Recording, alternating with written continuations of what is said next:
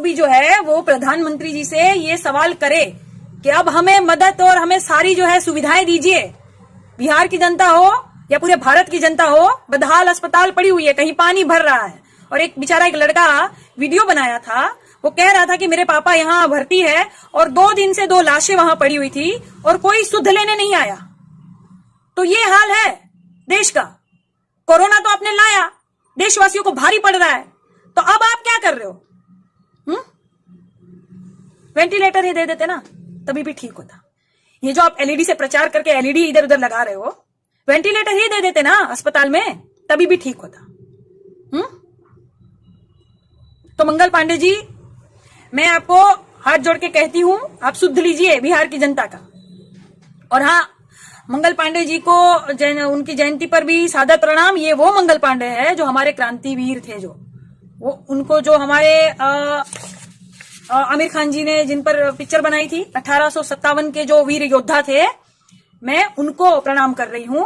और मंगल पांडे जी जो स्वास्थ्य मंत्री जी है, अगर आप चाहते हैं कि जनता आपको अच्छे से प्रणाम नमस्कार, आपका आदर इज्जत करे, तो आप जाइए और बिहार की जो जनता है उनकी रक्षा कीजिए। स्वास्थ्य मंत्री है आप, स्वास्थ्य की जितनी भी चीजें हैं आपके अंडर में आती है, तो आप जाके संज्ञान लीजिए अस्पतालों का।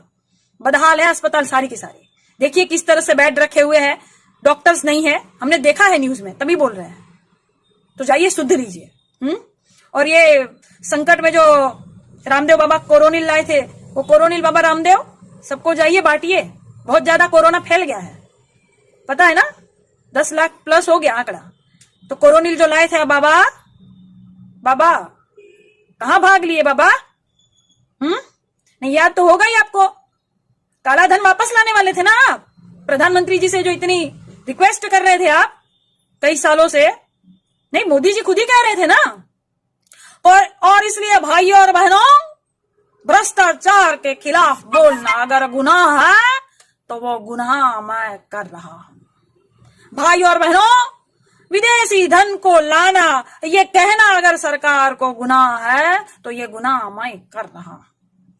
बाबा रामदेव सिर्फ इतनी छोटी सी ही तो मांग कर रहा है सरकार से। ये कह रहा है कि काला धन वापस लाइए, जनता को जवाब दीजिए।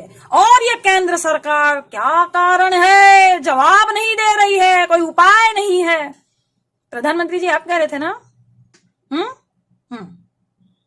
तो ये जनता सेम वही बात और भी सारे देश के सवाल जो है ना, वो इसी भाषा में आपसे पूछेंगे और आप इसका जवाब दीजिएगा। छुप मत जाइएगा, सामने आइए, जनता की रक्षा कीजिए, ठीक। और जो लोग सोच रहे हैं कि काजल निषाद जी क्यों आवाज उठा रही हो, तो आवाज तो ऐसे ही उठेगी। वीडियो रोज बनेंगे, रोज मैं रोज देख रही हूं कोई ना कोई संकट रोज आ रहा है।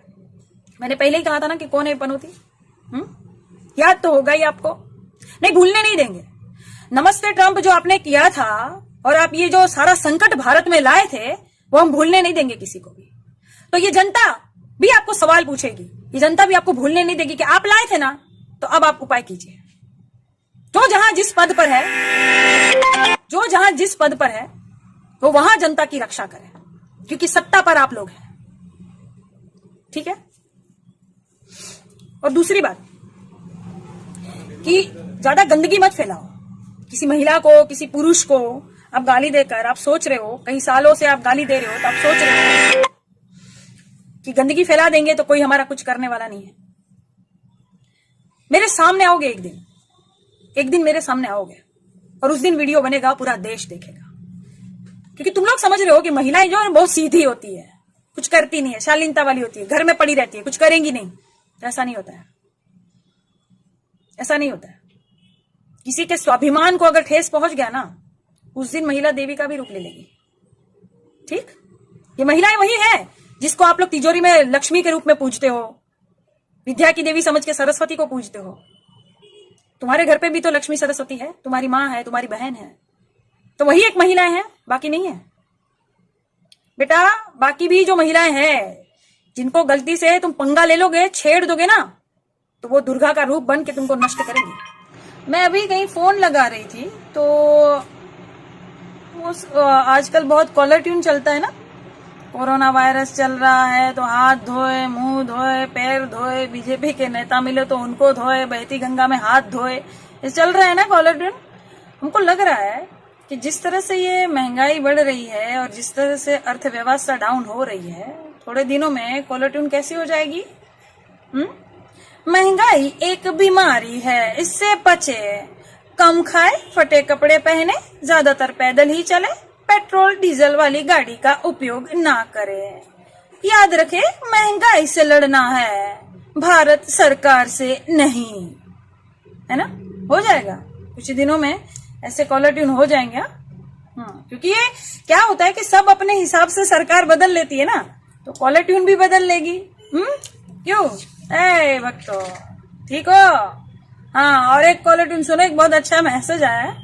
हमने कहा कि इस तरह से भी कॉलर ट्यून हो जाएगी कि फिर ये तो जनता की कॉलर ट्यून हो गई जो हमने बताया। जो सरकारी लोग होंगे उनको अगर आप फोन करेंगे तो उनकी कॉलर ट्यून क्या होगी।